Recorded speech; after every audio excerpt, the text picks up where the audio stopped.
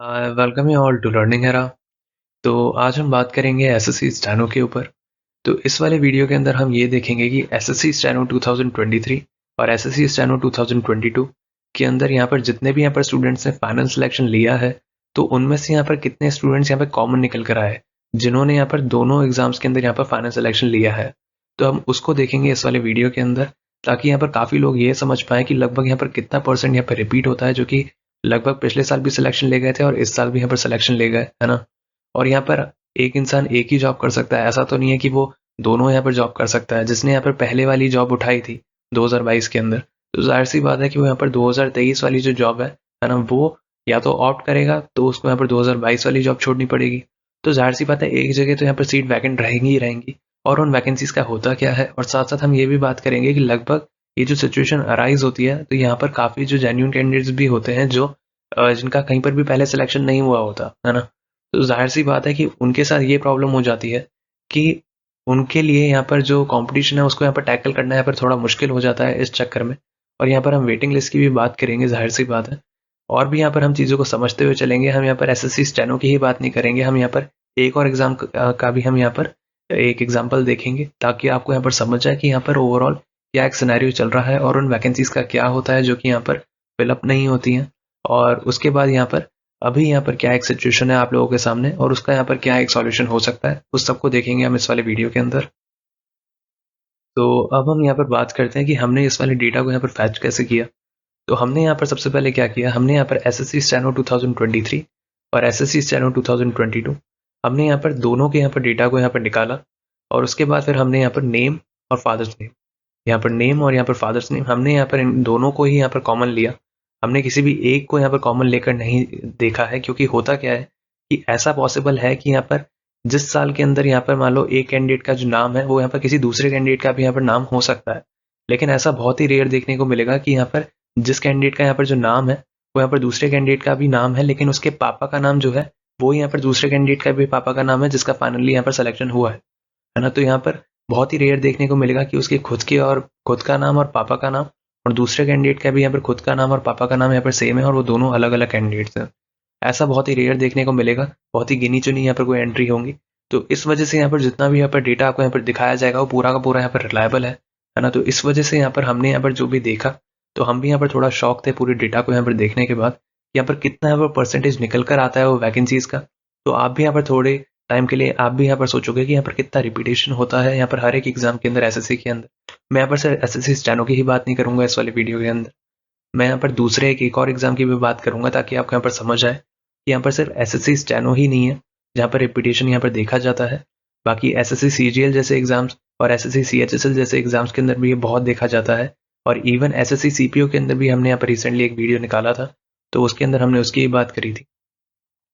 तो हमने इस तरीके से यहाँ पर पूरी की पूरी यहाँ पर एंट्रीज देखी जो कि यहाँ पर कॉमन निकल कर आई थी। तो लगभग यहाँ पर आप देखते हैं कि वो कितनी यहाँ पर निकल कर आई थी। तो आप यहाँ पर देख सकते हो कि पूरी एंट्री यहाँ पर जो खत्म हुई वो हुई यहाँ पर 381 तक। तो यहाँ पर 381 तक यहाँ पर सारी की सारी यहाँ पर एंट्रीज खत्म हुई। अब हम ये देखते हैं कि ये जो 381 यहाँ पर जो नंबर है कितना परसेंटेज है यहाँ पर वैकेंसीज का। तो उस नंबर को देखने से पहले आप यहाँ पर ये भी देख सकते हो कि ओवरऑल यहाँ पर जो वैकेंसीज जो निकल कर आई थी जिन्होंने यहाँ पर फाइनली यहाँ पर सिलेक्शन लिया था, तो आप यहाँ पर देख सकते हो कैंडिडेट्स रिकमेंडेड यहाँ पर 78 और यहाँ पर कैंडिडेट्स रिकमेंडेड यहाँ पर 1145। तो लगभग आप यहाँ पर समझ सकते हो कि यहाँ पर इतनी यहाँ पर जो वैकेंसीज है वो यहाँ पर फिलअप हुई थी। तो ये यहाँ पर जो था नंबर 381, ये था यहाँ पर 1223 में से।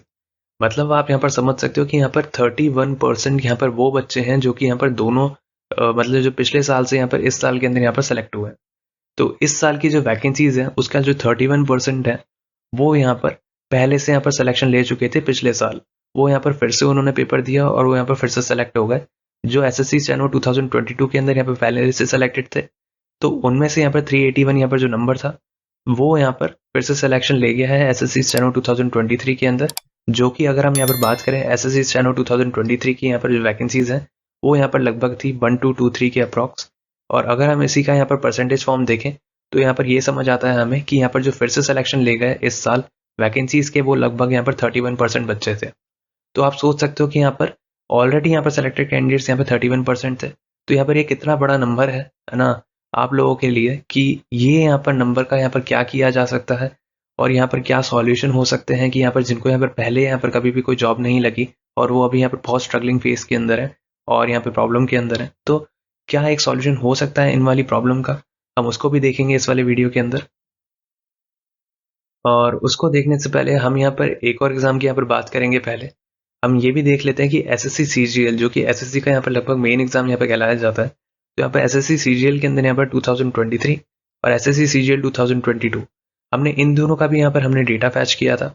हमने यहाँ पर नेम और फादर्स नेम लिए थे क्योंकि हमें पता है कि यहाँ पर लगभग एक स्टूडेंट जिसका यहाँ पर खुद का नाम जो है वो यहाँ पर दूसरे स्टूडेंट का भी यहाँ पर नाम हो सकता है जो कि यहाँ पर दूसरे एग्जाम के अंदर यहाँ पर सेलेक्ट हुआ है।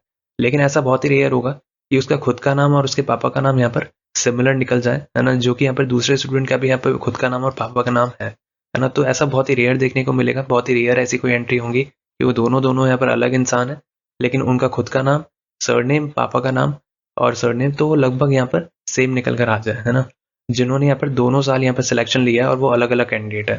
तो ऐसा बहुत ही रेयर देखने को मिलेगा, इस वजह से यहाँ पर बहुत ही गिनी चुनी कोई एंट्री होगी। इस अकॉर्डिंग ही हमने यहाँ पर जो निकाला, तो उस अकॉर्डिंग हमें यहाँ पर जो डेटा निकल कर आया वो भी यहाँ पर शॉकिंग था एसएससी सीजीएल के अकॉर्डिंग। तो यहाँ पर जो डेटा यहाँ पर निकल कर आया वो यहाँ पर निकल कर आया 3359 का। तो आप समझ सकते हो यहाँ पर जो 3359 है ये आपको बहुत बड़ा नंबर लग रहा है, लेकिन हम यहाँ पर इसको कंपेयर करेंगे वैकेंसीज से।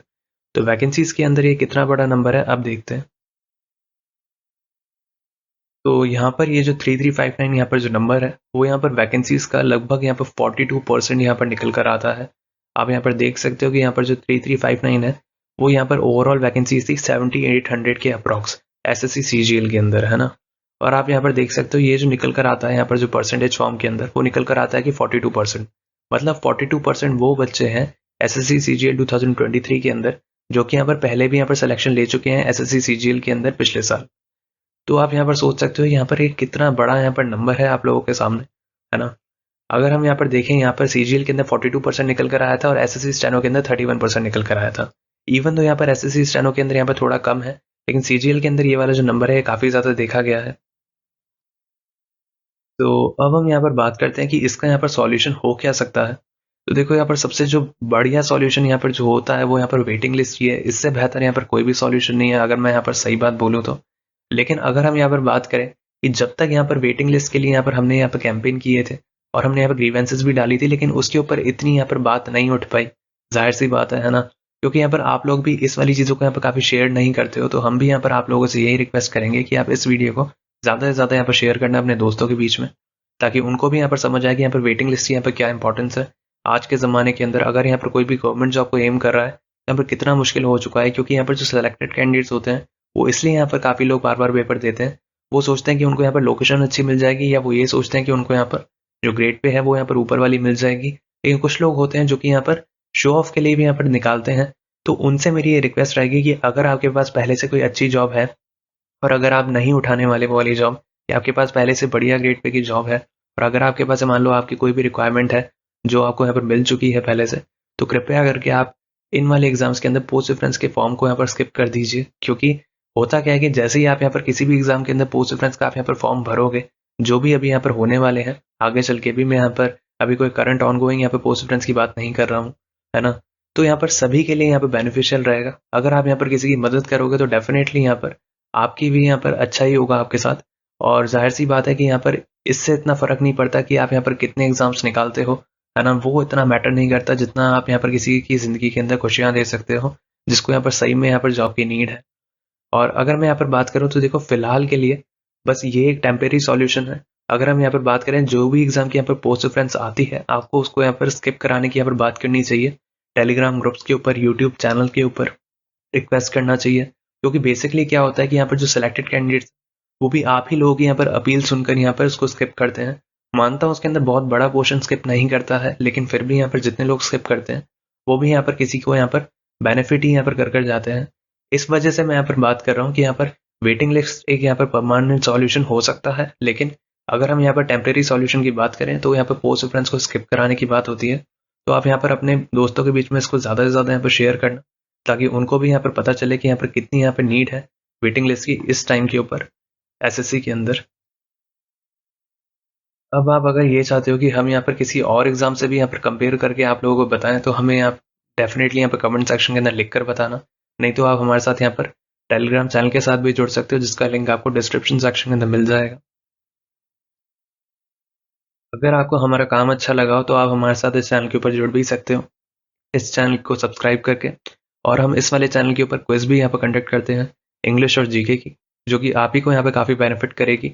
अगर आप यहाँ पे कोई भी एसएससी के एग्जाम को एम करते हो या बैंकिंग के एग्जाम को एम करते हो, तो आपके लिए वो वाली जो क्विज होगी वो काफ़ी यहाँ पे बेनिफिशियल यहाँ पर साबित होगी। तो इस वजह से आप इस चैनल को सब्सक्राइब कर लेना और बेल आइकन भी ऑन कर लेना, ताकि आपकी स्क्रीन के ऊपर वही यहाँ पर जो क्विजेज हैं वो यहाँ पर आपको देखने को मिले।